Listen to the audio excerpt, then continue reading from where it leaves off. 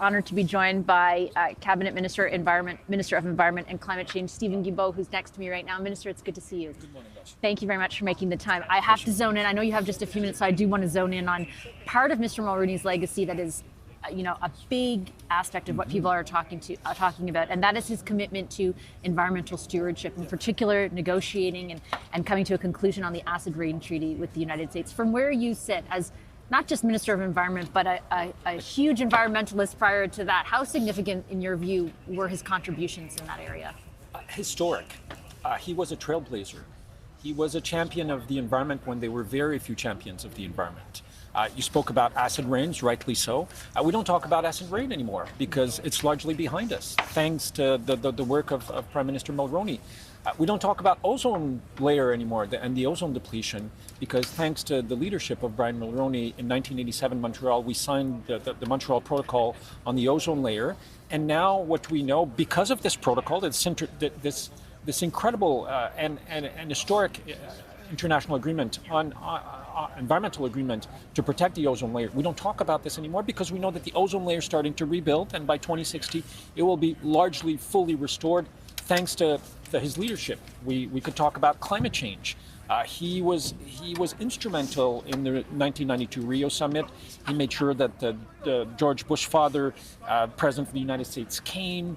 So it gave us the Climate Change Convention, the Biological Convention, things that we're still benefiting from today. The Paris Agreement in 2015 was based on what Brian Mulroney did in 1992.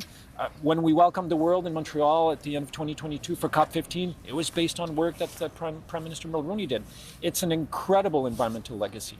I read a number of the articles he wrote about what those negotiations were like, let's say starting with acid rain, and the degree to which he had to use his own personal capital with the US president at the time in order to get it done, because there was a ton of opposition around the president. What does that say about, in your view, how he saw how important this issue was?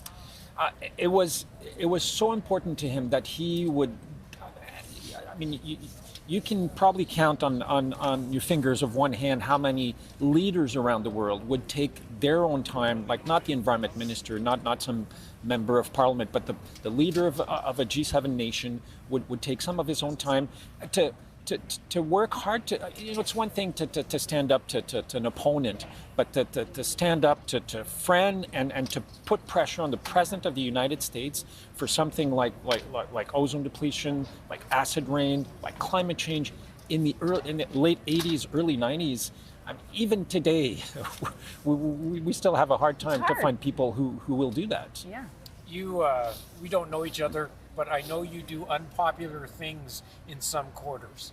Some people believe that this government, they don't agree with some of the choices this government's trying to make.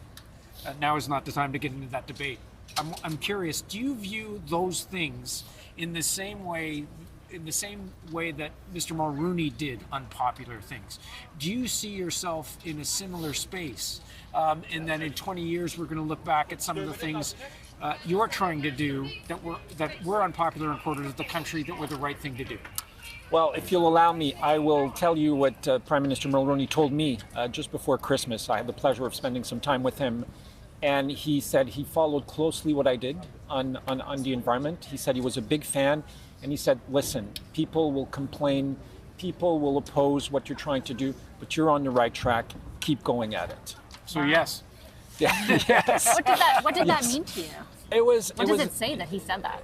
I mean, first, that he would still, pay close attention to these issues just goes to show how much he cared about it. That he followed what I was doing was, an incredible honor for me, and to receive those words of wisdom from someone who has done very difficult and sometimes controversial things was really inspirational. I'll leave it there, Minister Guilbeault. Thank you so very much. Great to see you. I appreciate it.